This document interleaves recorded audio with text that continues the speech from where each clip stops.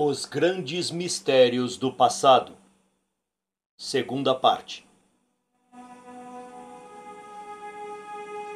Desapareceram sem deixar rastro.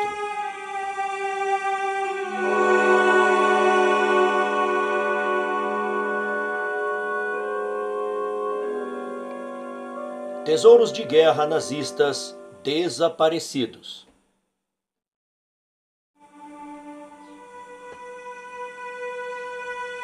Durante a queda da Alemanha, os seus dirigentes tentaram esconder 7,5 bilhões de dólares em ouro e milhares de obras-primas de valor incalculável. Muitos destes tesouros nunca foram recuperados. Embora alguns tenham sido encontrados em 1990, numa pequena cidade do Texas.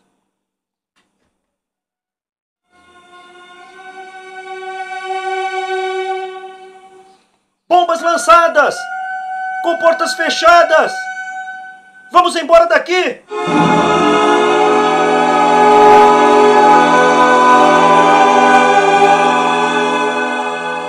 Gritou um jovem artilheiro da Força Aérea de 3 de fevereiro de 1945 dos Estados Unidos, quando 950 bombardeiros largaram 2,265 mil toneladas de explosivos sobre Berlim, a capital da Alemanha nazista. Este bombardeio, o mais violento da Segunda Guerra Mundial, matou perto de 2.000 pessoas, deixou outras 120 mil desabrigadas e arrasou bairros inteiros. Muitos edifícios governamentais importantes, incluindo o quartel-general de Adolf Hitler, foram arrasados ou gravemente danificados. Naquele sábado fatídico, um dia de trabalho, 5.000 empregados do principal banco dos nazistas, o monumental Reichsbank, do início do século, refugiaram-se num abrigo profundo, enquanto 21 descargas de bombas se abatiam sobre o imponente edifício, acabando por destruí-lo. Quando o terrível ataque terminou, todos os trabalhadores do Reichsbank e também o seu famoso presidente, Dr. Walter Funk, tinham sobrevivido. Mas a devastação do centro nevrálgico financeiro da nação desencadeou uma estranha série de acontecimentos que viriam a constituir um dos mais intrigantes e ainda não resolvidos mistérios da história.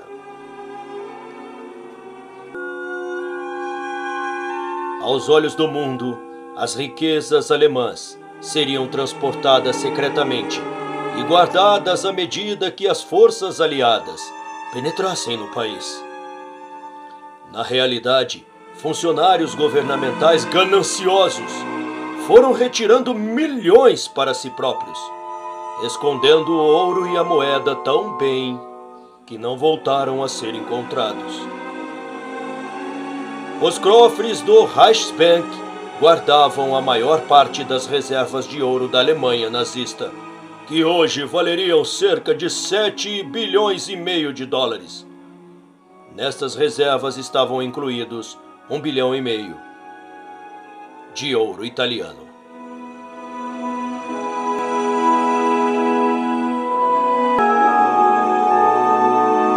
Esconderijo secreto de milhões.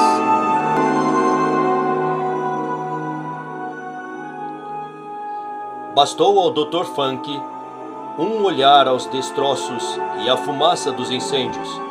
Decidiu imediatamente transferir os empregados mais graduados para outras cidades, para que daí gerissem o Reichsbank, e ordenou que se transportassem as reservas de ouro e moeda para uma enorme mina de potássio de 320 quilômetros a sudoeste da capital.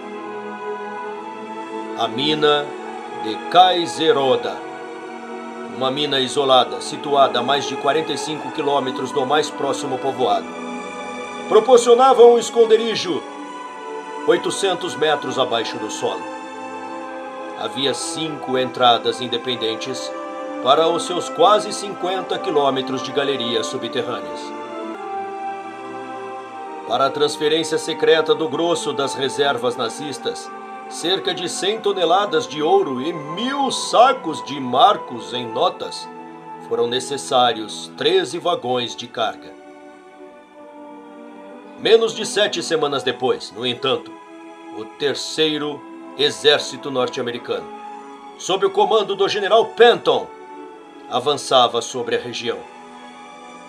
Inacreditavelmente, as férias da Páscoa tornaram impossível mobilizar comboio suficiente para salvar o ouro. Mas representantes de Reichsbank conseguiram recuperar 450 sacos de notas. Em 4 de abril, chegaram os americanos. 2 dias depois, 2 policiais militares que percorriam uma estrada encontraram 2 francesas refugiadas e, obedecendo às instruções para restringirem o movimento de civis, escoltaram-nos até a vila de Merkers. Quando passavam diante de Kaiseroda, uma das mulheres observou: "Essa é a mina onde estão guardadas as barras de ouro." A 7 de abril, oficiais americanos desceram a 700 metros de profundidade, num elevador, até uma gruta escavada no Sal Gema e encontraram 1 bilhão de marcos nos 550 sacos que tinham ficado para trás. Após dinamitarem a porta de aço da sala número 8, descobriram mais de 7.000 sacos numerados, num espaço com 45 metros de comprimento por 22 de largura e 4 de altura. O espólio incluía 8.527 barras de ouro, moedas de ouro da França, Suíça e Estados Unidos, e pilhas de notas. Baixelas de ouro e prata esmagadas para facilidade de armazenamento empilhavam-se em caixas e arcas. Havia malas cheias de diamantes, pérolas e outras pedras preciosas, roubadas às vítimas do campo de concentração, e sacos recheados de pontes e obturações dentárias de ouro. Adicionando a isto quantidades menores de dinheiro inglês, norueguês, turco, espanhol e português, o tesouro escondido revelou-se um dos mais ricos depósitos de todo o mundo naquela altura. Representava o impressionante percentual de 93,17% das reservas financeiras totais da Alemanha no final da guerra. Mas não era tudo. Em outros túneis, os investigadores descobriram 400 toneladas de obras de arte, entre as quais encontraram quadros provenientes de 15 museus alemães e livros importantes da coleção Goethe e Weimar. Os tesouros da mina foram colocados sob rigorosa vigilância em 11.750 containers e carregados em 32 caminhões de 10 toneladas, para serem transportados até Frankfurt, onde ficaram guardados nos cofres do Reichsbank. Apesar dos boatos sobre o desaparecimento de um dos caminhões, nada do ouro, nem qualquer obra de arte se perderam no caminho. Uma sala desaparece.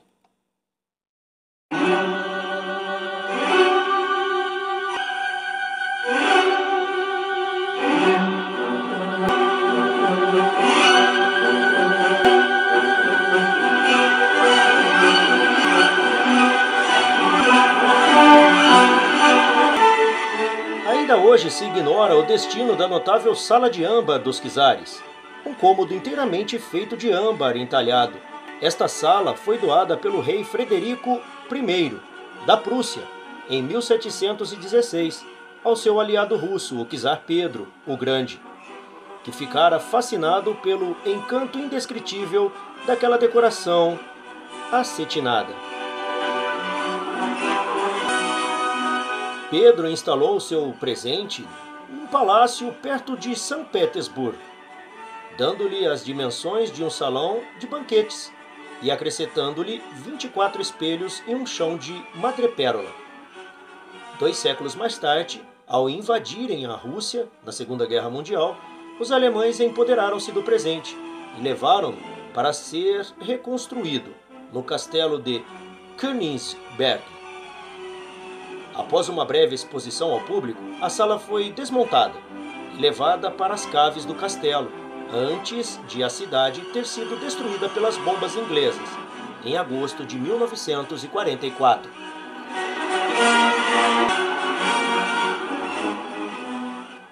Após a guerra, não se encontrou qualquer vestígio deste tesouro nas caves do castelo bombardeado.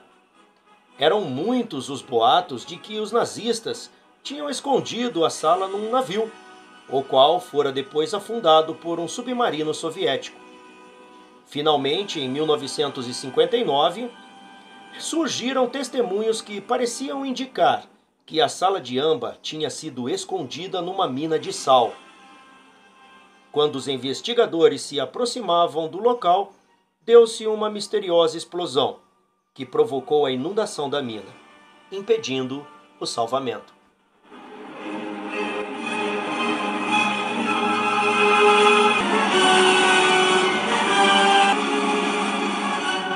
Tesouro que desaparece.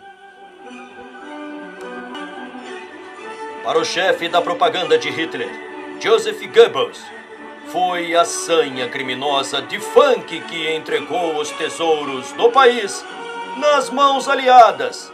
Mas o Führer aprovou uma tentativa de evacuação das reservas ainda existentes.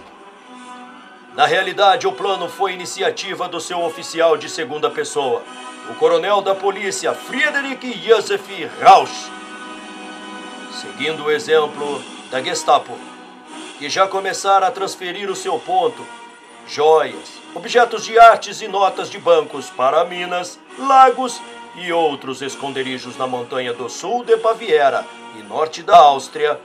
O coronel Rausch sugeriu que os 6,83% das reservas oficiais de ouro que tinha ficado no Reichsbank fossem enviados para a Baviera e guardados em segurança.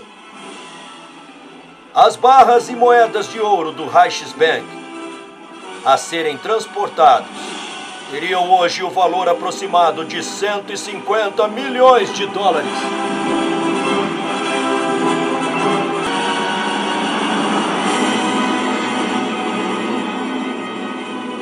Nos meses seguintes, os bombardeios aliados inutilizaram as comunicações e os diversos planos e estratégias individuais traduziram-se num cenário complicado que nunca chegou a ser bem explicado.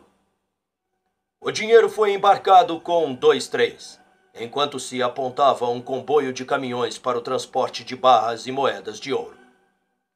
No caos de um império em desmoronamento, os trens levaram 2 semanas a percorrer os 800 quilômetros até Munique, no sul.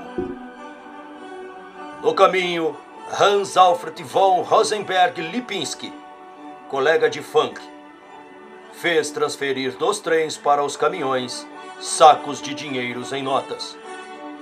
Por fim, os caminhões levaram o dinheiro, as moedas e as barras de ouro e as divisas estrangeiras para uma pequena cidade nos Alpes bávaros, enquanto os trens se dirigiram a Munique.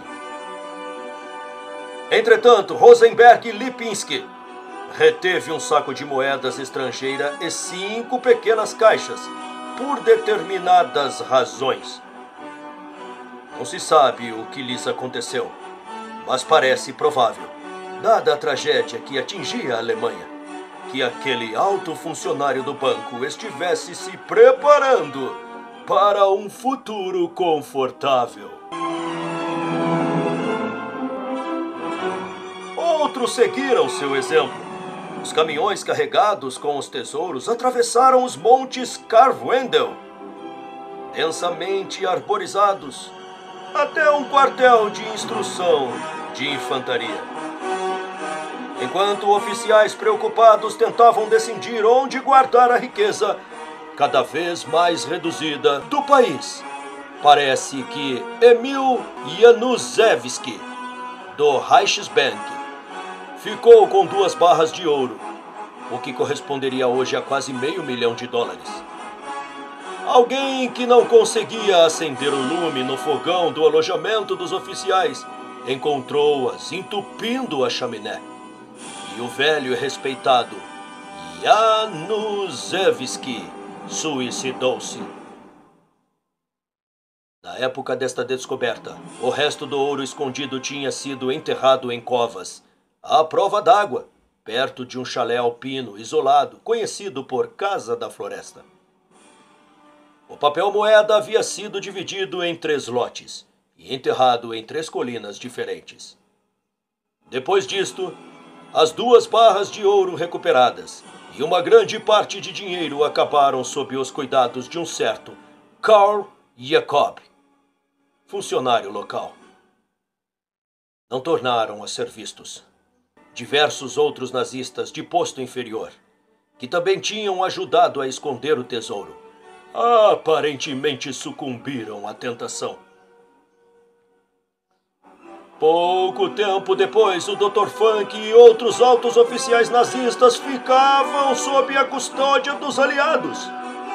Mas nenhum confessou onde estavam escondidas as reservas de ouro. As tropas americanas acabaram por recuperar cerca de $14 milhões em ouro no Reichsbank e uns 41 milhões em ouro de outras instituições governamentais. Mas o tesouro da Casa da Floresta nunca foi encontrado.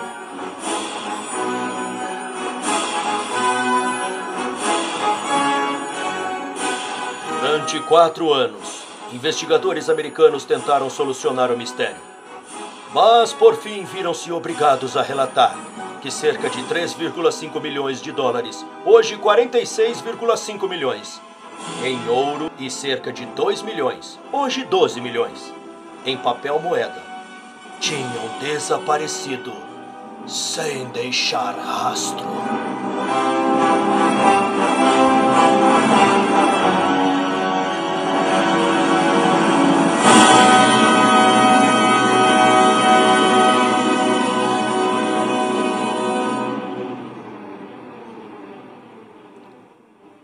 Roubada a herança artística da Europa.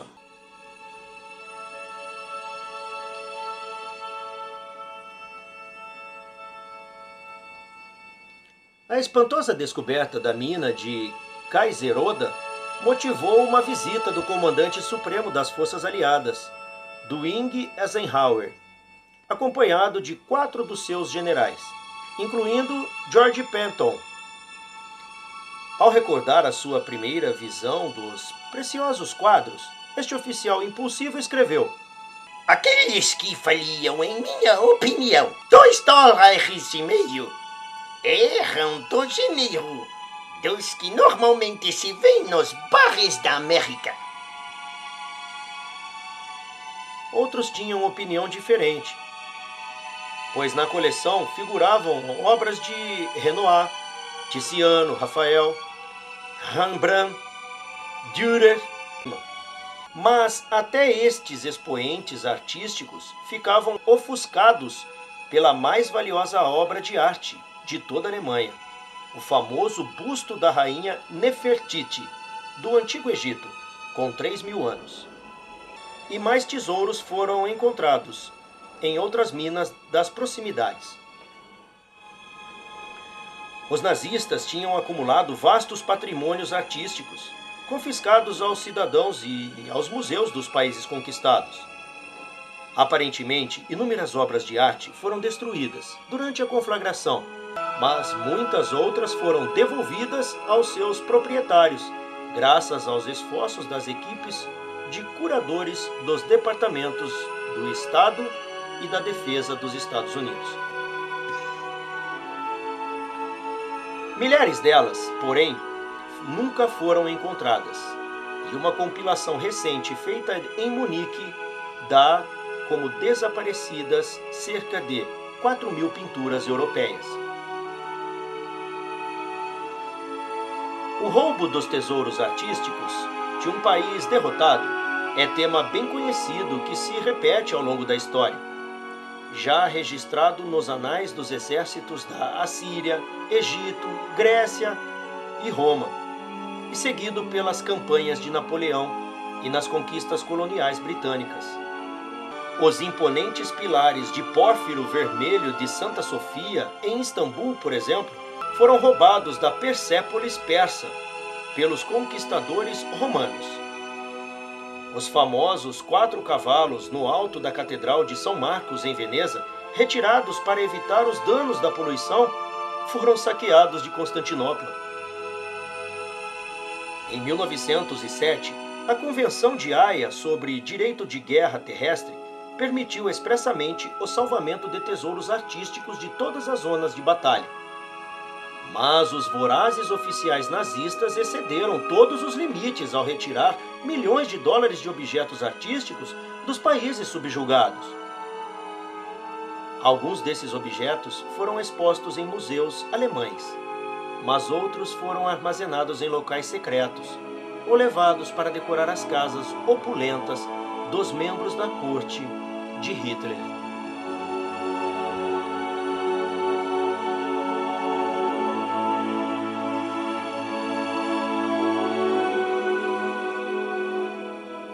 Entre as unidades especiais de confisco, incluía-se a altamente eficiente Bildende Kunst, Belas Artes, que contava com 350 bibliotecários, arquivistas e historiadores de arte, cuja missão era registrar e catalogar os valiosos objetos expoliados, engradá-los para evitar danos durante o embarque e, em muitos casos, encontrar-lhes esconderijos quando o Terceiro Reich começou a se desmoronar.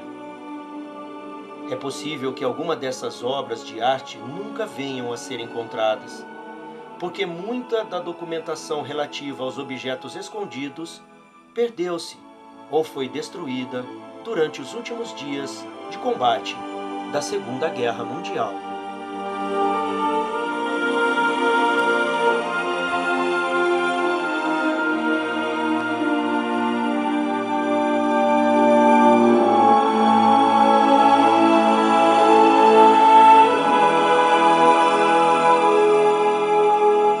A pilhagem dos vencedores.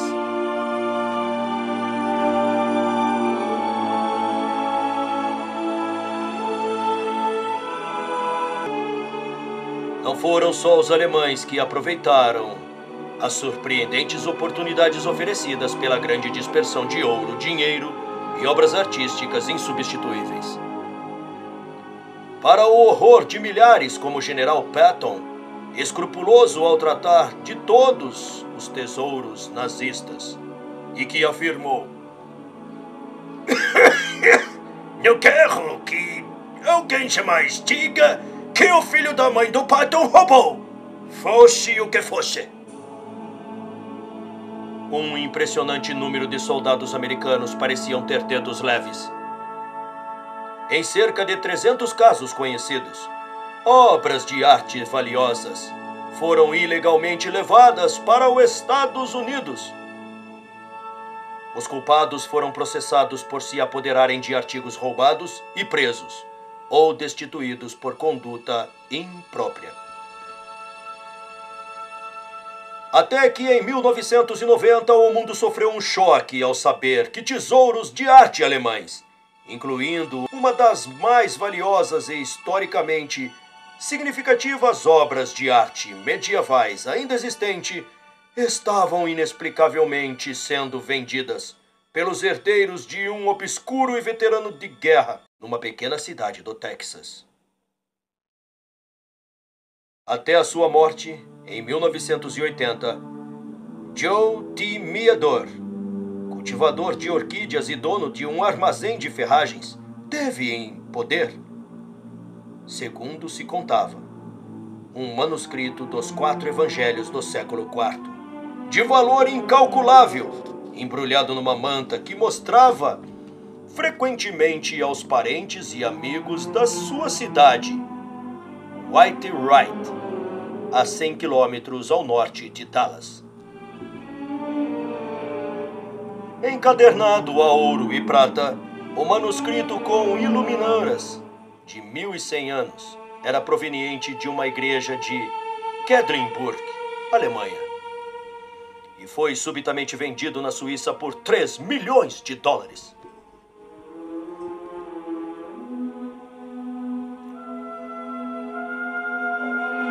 Sem dúvida nenhuma, um tesouro nacional. Comentou o secretário da Fundação Cultural dos Estados Unidos na Alemanha Ocidental. Com valor calculado de 30 milhões de dólares, o manuscrito tem 600 anos a mais que a Bíblia de Gutenberg. Foi escrito em ouro para a corte imperial e doado ao convento da cidade fortificada medieval nos finais do século X, possivelmente pelo imperador Otto III, a sua irmã Adelaide, abadesa do convento.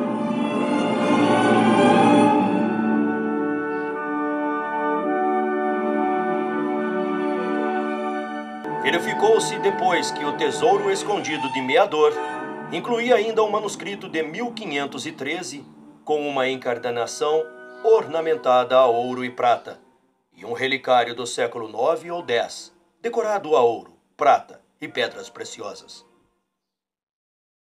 A coleção incluía também peças em forma de coração ou de salvas, mas o mais valioso era um frasco de cristal de rocha, no formato de uma cabeça de bispo, e que se dizia conter uma mecha dos cabelos de Maria, mãe de Jesus.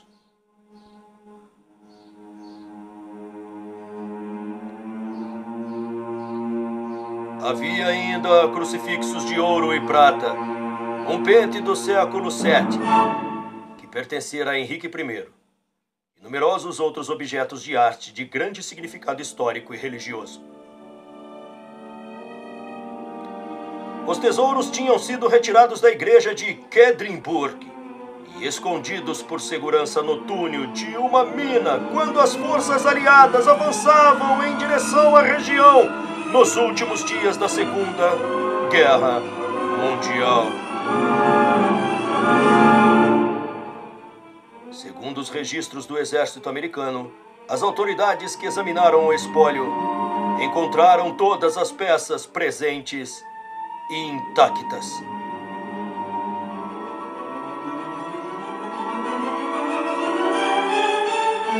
Mas alguns dias depois, descobriu-se que alguns dos objetos de artes tinham desaparecido. Embora se tenham logo iniciado investigações e se preenchessem relatórios durante 3 anos, nunca se conseguiram obter informações. Quando a Alemanha foi invadida, em 1949, impedindo o contato dos alemães do leste com o ocidente, a igreja não pôde continuar a investigar o roubo. Ao que parece, Meador, na época tenente do exército, tirara os objetos e fizera-os embarcar para os Estados Unidos, levando a cabo com êxito um dos maiores roubos de objetos de arte do século XX.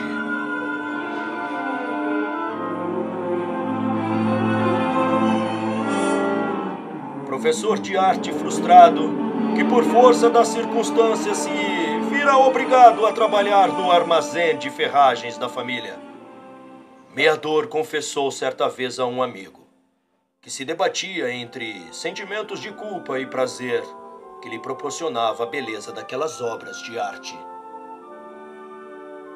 Depois de sua morte, quando os herdeiros começaram a lançar no mercado os objetos de Quedlinburg, as autoridades americanas começaram a investigar o caso.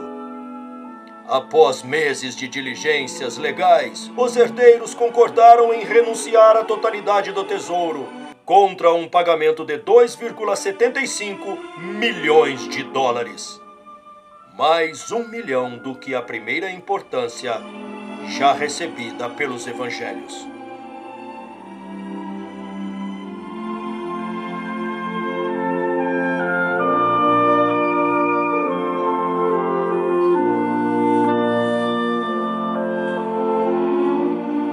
Embora a Alemanha afirmasse que o caso ficara assim solucionado amigavelmente, muita gente criticou essa solução.